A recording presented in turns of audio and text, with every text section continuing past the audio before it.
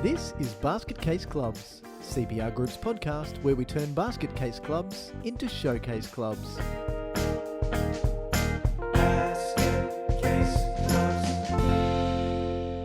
Hello everyone and welcome back to Basket Case Clubs. My name's Michael Connolly and it is my pleasure to be your host on this wonderful podcast where we try and uncover what clubs are doing wrong and what they can do to be better. Joining me as usual is my brother and partner in Basket Casey Goodness, Steve Connolly. Welcome back, Steve. Hey, and I'm on a promise. We're going to talk about live membership. It's the only reason I've turned up today is because you promised that in the next episode we'd be talking about this really, well, I'm not going to say exciting topic, but certainly a topic that has given rise to some interesting discussions between you and I, and this is going to be another one on that list. It's not only discussions between you and me. I think it's discussions between us and many of our members. And there's a difference in talking about life members. And I think in my defense that I'd said it will be a future episode. So the fact that it's the next episode must be simply because this is actually really interesting and really important. Plus, it's the sort of shit that comes up all the time. And, do they get to vote? Well, this one's been an asshole. Do we get to get rid? We can't get rid of them. That this can be pretty deep. Like it's, we talked about membership last time and how you can really get into the weeds really quickly, but this one can be just, so interesting. Yeah. And it brings with it some sensitivities and some emotional considerations that the other classes of membership in a constitution just don't have.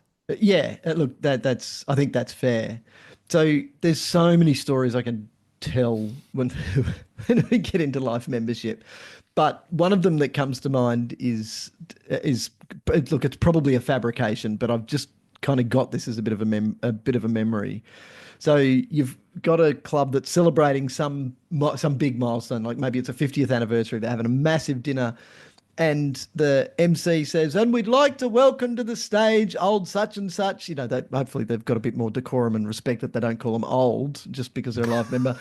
And we'd like to acknowledge their wonderful years of service. And, there's lots of big applause, but there's, it's a little bit awkward because you start to see people at the tables going, who's that? Who's this person? I've never heard of this person before because they haven't been to the club in decades. Like they're not active. They don't know anyone and no one knows them. And meanwhile, you got somebody up the back of the room who is a current volunteer. They've worked tirelessly for the last 5 years, 10 years, 15 years. You know these types who've been involved. Yep. They're part of the furniture. And they're sitting quietly at their table going, well, I feel a little disenfranchised. I bet they don't. Nobody even knows what the word disenfranchised is. And is it the opposite of feeling enfranchised? Like, how are you feeling, Steve? Oh, I'm feeling enfranchised and gruntled. But that's what they're feeling. Disgruntled, disenfranchised, and quietly pissed off. Wonder why this joker's being recognised. They haven't been here for years. Here I am, and I'm getting nothing.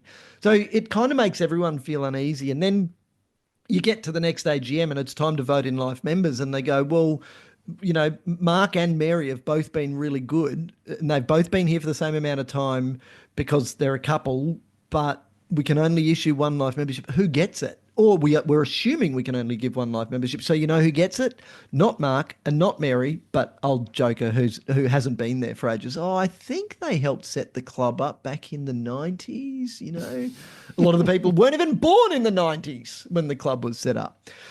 So, look, I think that this is an important enough topic that warrants its own discussion because life membership is really probably the highest honour that a club can bestow on someone. Like we might have other mechanisms that we can talk about, but it really is the highest honour you can bestow on someone. So it should be prestigious and it should be retained for those times and those people who actually deserve it. And when it's done well, it can be really inspiring and it's the right people who hold life membership and they do properly represent all that is good about a club. But when it's not done well, we've seen it create division. We've seen it create fights, like quite literally bust-ups in car parks as well have been triggered by this sort of stuff. So it's kind of important that you get it right. Oh, and even just in terms of the process for awarding life membership, we've seen what should be a nice, positive, heartening experience turn to absolute custard as well. And I mean political motivations that leads people to lobby against members from voting yes when someone's put forward for life membership. And I'm thinking this is an example from only the last 18 months. I was going to say 6 months, and I'll triple that because I always underestimate time.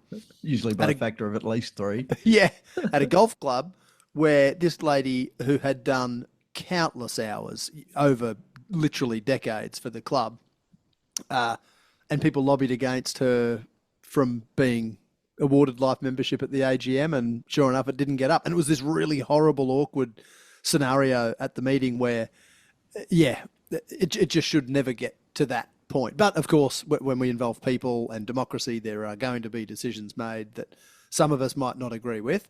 The big kind of point that I'm trying to make there, though, is don't have any ambiguity about the process either. So get the provisions for life membership and what it means and what privileges and rights it brings with it right and clearly articulated in your constitution, but then be really clear about, if you're going to have criteria, setting those criteria out very clearly.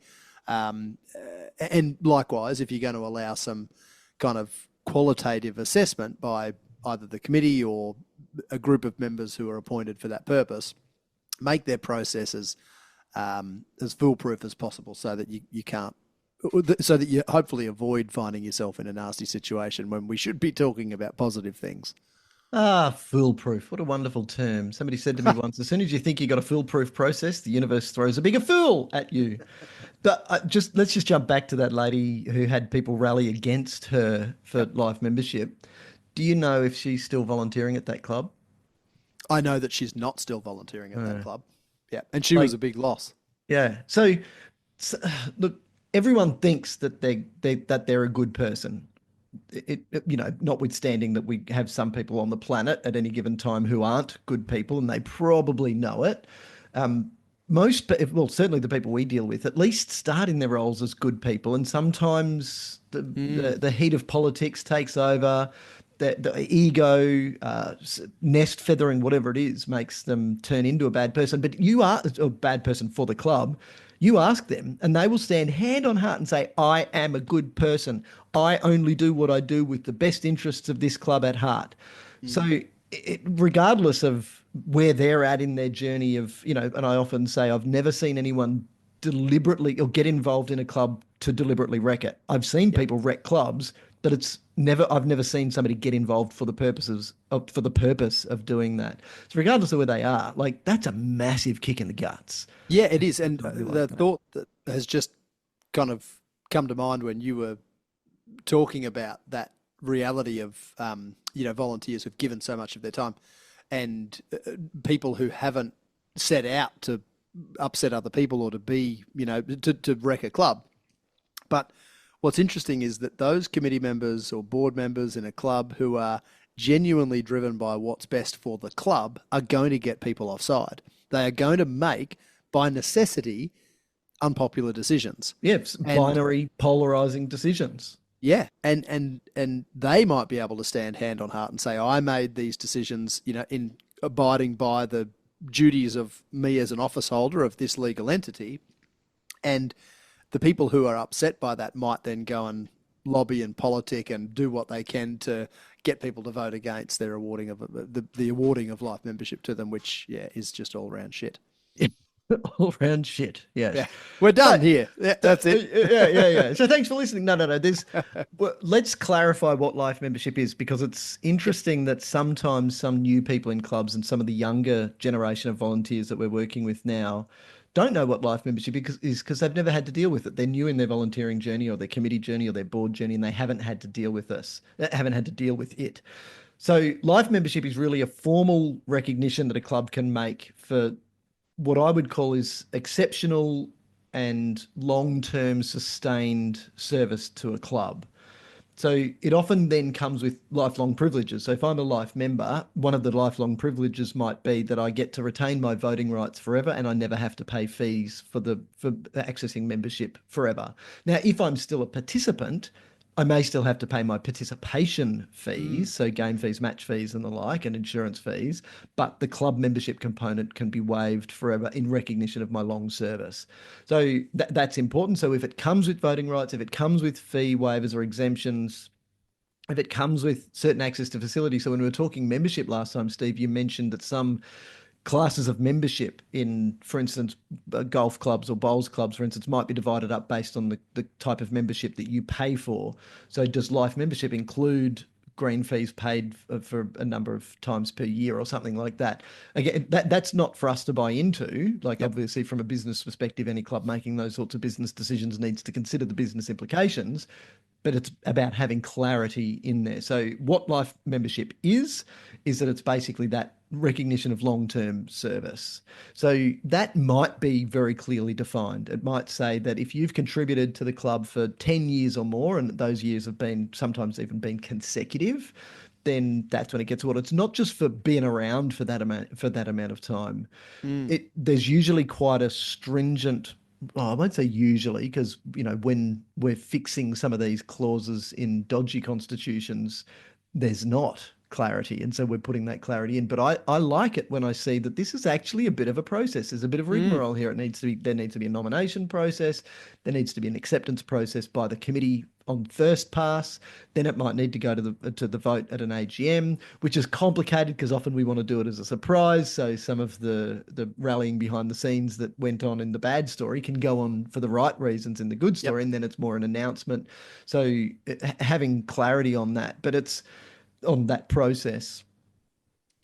Some of the other things that I've thought about, though, are can you award life membership posthumously? So after somebody has kicked the bucket, can they still be awarded life membership? Is life membership enduring after death? And I actually like it when it is, because sometimes you'll see, particularly in some of the older states-like clubs that we're seeing, some of the very old cricket clubs or football code clubs, and it's great when you see a significant list of life members, but it dates back to the time of the First or Second World Wars. Yeah. These are people, and it's got a little star next to it that says DEC down the bottom. These people are deceased, but we still recognise their service to the club. We know that the club, I won't say the club wouldn't be what it is today without them. I'll say the club is what it is today because of their service. And so I love to see that recognition in there. Yep, but you're right. Again, clarity is the really important point here. And the other question that often comes up is, hey, if we've got a life member and they're acting out, they're breaching our codes of behaviour, codes of conduct, and so on, what do we do about that? And the answer is often something along the lines of, remember that the word member is still in there. Yeah. They're a life member. They are therefore still bound by all of the obligations that any member is bound by, and the Constitution forming a contract between the member and the club should set out some of the process for what happens if they step out of line, and can they still be disciplined in the way that other members can be. Yeah, let me give you a really clear example of that. Obviously, as usual, I won't mention the club, but this is a football club, Soccer for Our Friends further north. So this football club had a life member on a board. So we're sitting doing a strategic planning process in their clubhouse. From where I'm sitting, I can see the honour board. So I can see this dude's name, and they're talking about this dude by name who's being an asshole. So, and by being an asshole in this case, he's now no longer affiliated with the club, doesn't turn up to the club, doesn't do anything at the club, and more importantly, is now an active member at another club in the same league, so competing with that club. And every chance he gets, he badmouths this club on social media. So Facebook was his weapon of choice. So he was one of those keyboard warriors talking smack about the current committee, talking smack about the stupid decisions they're making, talking smack about the stupid stuff they've done in the past, talking smack about the grants that they've got, talking smack about the beautiful facilities that they were building, like just being a real dick. Like, some of those comments that you read and go, dude, have you seriously got nothing better to do with your time? I was just going to say, he's obviously not investing a whole heap of time at the new club. Because he's and it was just, and they're talking about this bloke by name, and and I always feel a little awkward there. Like, I'm not going to breach confidentiality in any of these things, but I always feel a little awkward that somebody's getting thrown under the bus and not being in the room, don't have a chance to defend themselves. But like I said, from where I'm sitting, I can see the honour board, and this name just kept catching my eye, and I said, hang on a minute, are you talking about that guy up there? And they went, Yeah, and we can't get rid of him because he's a live member. He's a live member, so we can't do anything about it. And that's when we had this conversation to Yep. say, he's a member. He is bound by the same. I love how you just said, it's a contract. The Constitution is a contract between members and the club. Everyone needs to abide by that contract. That's great. So then they knew that they were able to take action, and they were able to then have a conversation with him to say, firstly, is everything okay?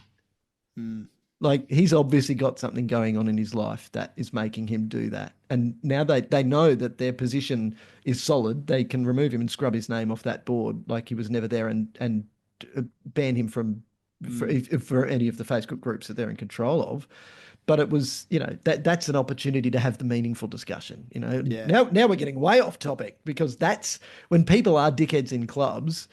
Is it a cry from something else that's going on in their life? And I often say to people, they're more to be pitied than scorned. Like, if this is where they're getting joy, it's not joyous. This is causing angst. It's releasing adrenaline and cortisol that they don't need in their lives. We certainly don't need it in ours. Can we be in a position to say, mate, is everything okay? You're right. Yep. All right. So that's what life membership is, and some of the we're well and truly into the pitfalls here, the basket casey bits here. But I want to talk about what I think life membership isn't. So life membership, in my opinion, should not be just a casual thank you for a single contribution. Look, unless that contribution is some mining magnate dropping $1 billion into the lap of a club, that might be worth it. That might be worth something, but it's rarely like that. It's not just a casual thank you, or because that is also seen as one of those things from the person who has been here for 10 years, slogging quietly away in the canteen, to then see somebody just come along and do one thing and get recognition, and they don't. So it's not casual, and it's not necessarily a short-term thing. It should be enduring. It's also not a way to reward friendship over merit. So I've seen this happen as well. And this was, we talked about social membership when we're talking about membership, and how it's, in the licensed clubs. In a surf club that has a supporters club attached to it, the constitution was way too lax, and I don't remember the constitution, because the supporters club wasn't my client at the time. It was a surf club. They weren't applying it, or the committee wasn't applying it right, because barflies were just nominating themselves each for life. Well, if you make me a life member, I'll make you a life member, and then we both get to not have to pay our $2 every year. Yeah, that's great. That's an extra half a beer each. Oh, dear. Seriously. So it shouldn't be like that. But the other thing that I want to throw into the mix here that's a bit controversial, because I have ruffled a few feathers in talking about this, is to separate life membership from general service to the club from on-field service to the club. So some AFL clubs, for instance, award life membership for a number of games. Now, if that's tradition in the league, then far be it for me to buck that trend. But at least think about it, to say, well, what is it what are the best ways for us to recognise the work from our off-field people who make the game possible, and recognition for our on-field people who do really well once the game is possible, and then bring accolades and recognition to the club through their on-field performances. So a really practical step here is, we've got life membership, that's fine. We've got our criteria over here for the support stuff. The on-field performance stuff, well, that's a Hall of Fame type thing. Like, there's no problem setting up halls of fame at a club level or at a league level that recognise those on-field performances. Yeah, and that's exactly where I was going to go. In my experiences of working with clubs that have had that sort of automatic trigger of X number of games on the field, you get life membership. And we've had the discussion about, well, is life membership really the right way to recognise those people who've played so many games for your club? And they've gone down the path of creating a 50, 150, 200 Hall of Fame, a number of games awards that provide a more incremental target or milestone for players to achieve as well. Because let's face it, by the time you're talking a couple of hundred games, you've got to be playing for a good number of seasons before you're going to get that number of matches up. But it provides that extra little opportunity for people who might be pretty close to their 100th game but are never going to make 200 to hang in there and play an extra season to get that award, for instance. So again, a retention bonus almost. Yeah, that's right. Yeah. I can see my name in shining lights. Yeah. But again, like you say, it's absolutely critical that the criteria are clearly set out. And just quickly on that, in those organisations where they actually have like a life membership committee, that group of people are appointed with a degree of independence from the current decision makers and people who are life members, or have previously, been involved in a significant way. So they bring with it a degree of independence and objectivity that enables them to complete that assessment really honestly. That's a fantastic idea. Like if it's the sort of thing that carries the ceremony, the importance and the ceremony that life membership should, then why not have a robust process like having a life membership committee? And the thing about a life membership committee is once you take the awarding of life membership and the determination of who should be getting life membership out of the hands of those volunteers who are already busy on the governance of the club, to say, this is what we want you to do, then they can go and dig into the records in a bit more detail.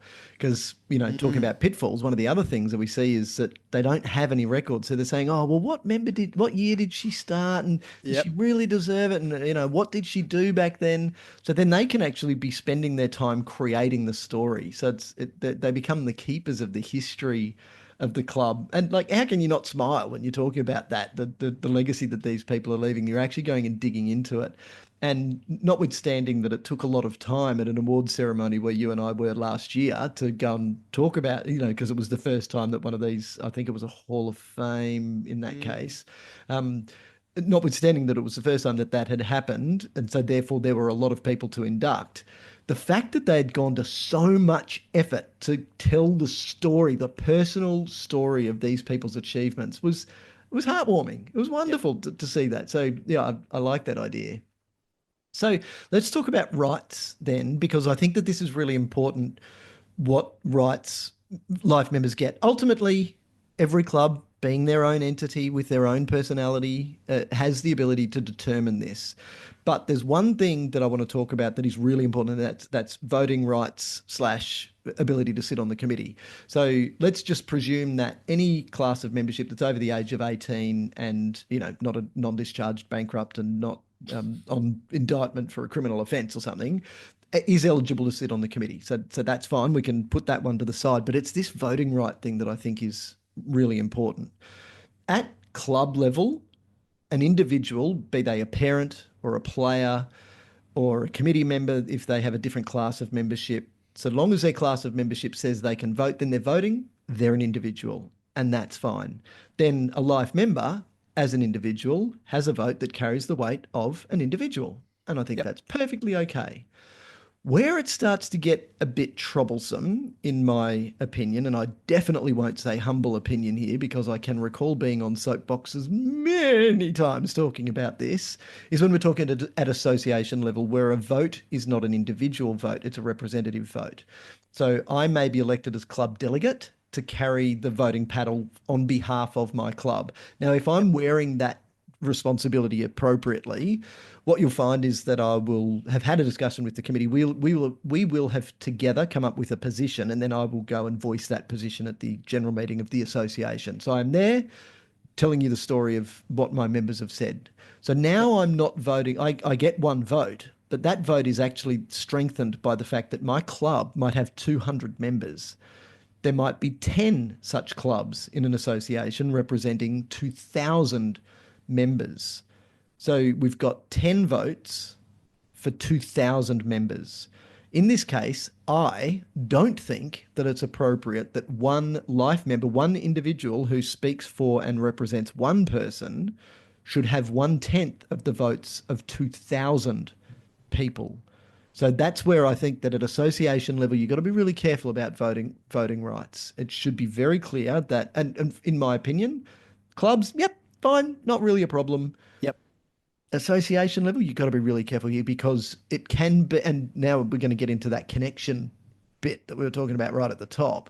If somebody's disconnected, so some life member is disconnected, and Steve, I have been to AGMs where they have literally wheeled in the life members, and the life members have no connection. Like, I don't mean this disrespectfully, but these are people who are very, very old, and they don't really remember why they're there, and they have no current connection, but because they still carry the voting paddle, they have had a vote and it has swung some really important decisions in, I won't say the wrong direction because I'm not a member and that's not my place, but in an illogical direction or an unreasonable direction that is not that is obviously based on the way that everyone else who is connected voted on behalf of their membership cohorts, is not in line with the current thinking of this association. So you got to be careful here. And to our listeners who might have worked in some of these associations previously, you know who the bloody hell I'm talking about. And if you are them, you know who you are. Now, conveniently, the last, I'm going to say 15 years, there has been a shift. So I'm glad to see that shift. But you've got to be careful, like recognizing that you want to really thank this person for their 10, 15, 20, 50 years of service, fine, but you're exposing yourself to some significant risks here. The people who should be making the decisions are the people who are connected to the club or the association now and who understand the implications of the decisions, particularly because in most states and territories, it's those individuals who are elected who are accountable for those decisions. So if insolvent trading occurs, it's not the life member that could be because the members voted down a fee increase or something as simple as that. It's the committee or board members who are going to potentially get massive fines or lose their personal assets in satisfying debts and liabilities that they didn't agree to. Yep. So I'm probably being a bit catastrophic here, but I've seen this shit happen, man, and it's not nice, it's not fun, and I've seen great associations lose great people because of stupid decisions. My opinion, stupid decisions like this. And again, to reiterate, we advocate very strongly for each organisation coming up with their own classes of membership and the life membership forming an important part of that. Just quickly to go back to the experiences that you've had personally and some of the shortcomings in the decision-making processes that have resulted from people who are no longer well connected with their organisation, is it fair to assume that where you've seen it become more of an issue is where we have that representative voting model, which might give a life member, for instance, the same voting weight as someone who's representing thousands of people, rather than necessarily at the club level where all of the adult members get to vote that have paid up for the year, and also all of the life members get to vote forever until they can no longer make it into the meeting. Is that a fair assumption that you've seen the most significant decisions swayed one way or the other in the representative situation rather than the same voting rights as a full membership situation? Yeah, I think so. Look, there's a couple of ways to deal with this. You don't.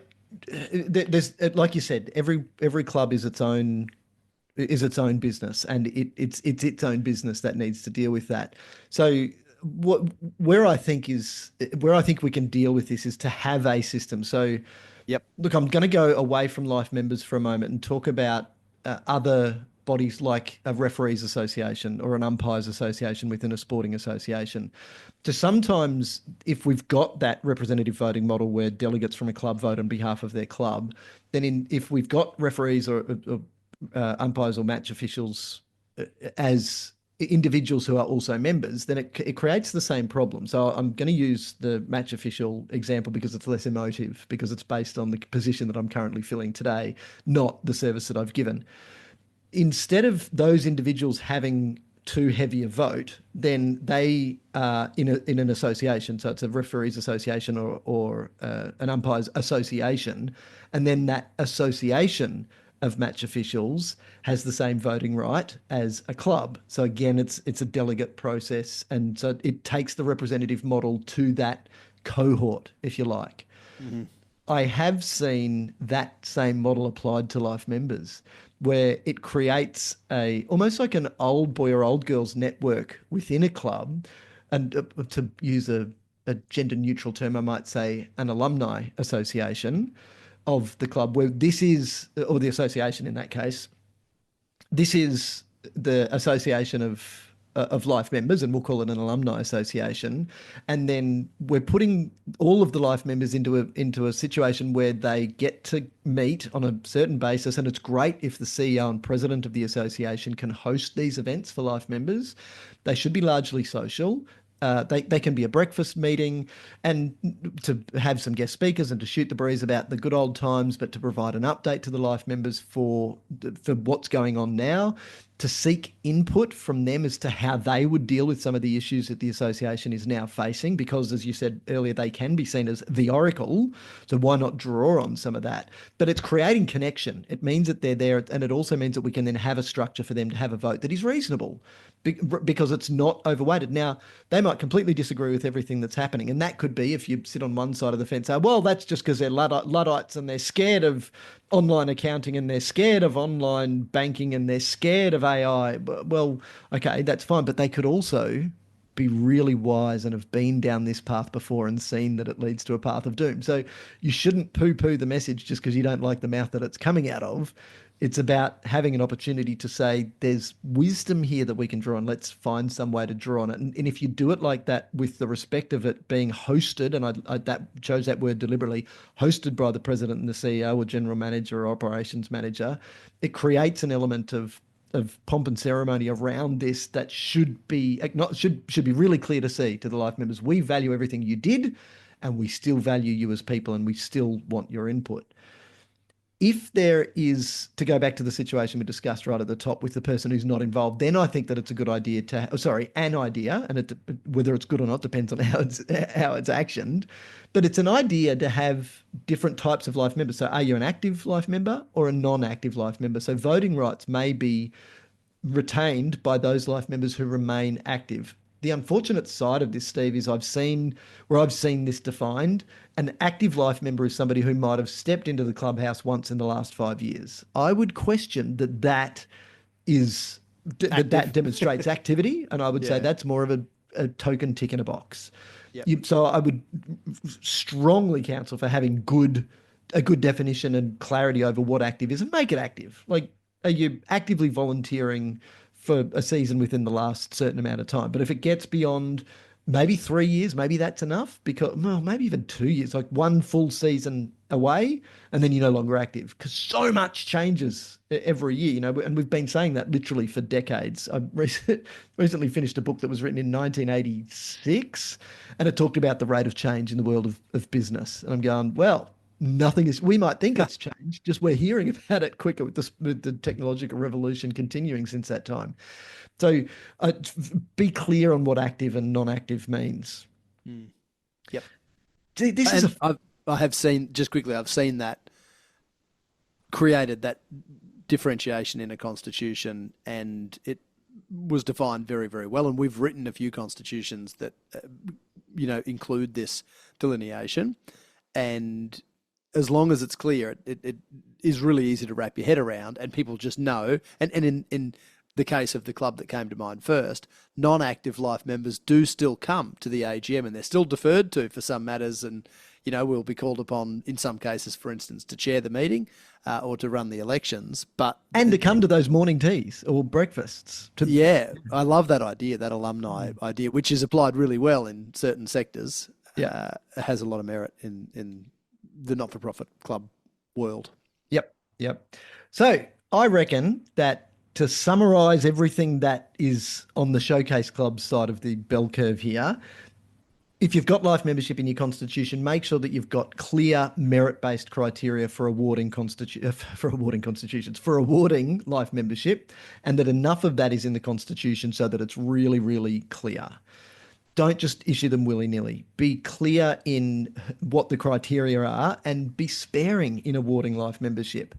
I don't necessarily say go to the extent of saying you can only have one in any year, because that brings up the Mark and Mary discussion that we talked about, where, well, who gets it? And then nobody gets it, or we give it to somebody who doesn't deserve it nearly as much as Mark and Mary. So be cautious about those sorts of things, and be clear about what the privileges of life membership are. So do they get to vote? Do they get a fee relief or fee waivers or free membership? But also be clear that that doesn't necessarily mean that if they are still of playing age, that covers all of our insurance and all of our costs. Again, up to you to determine.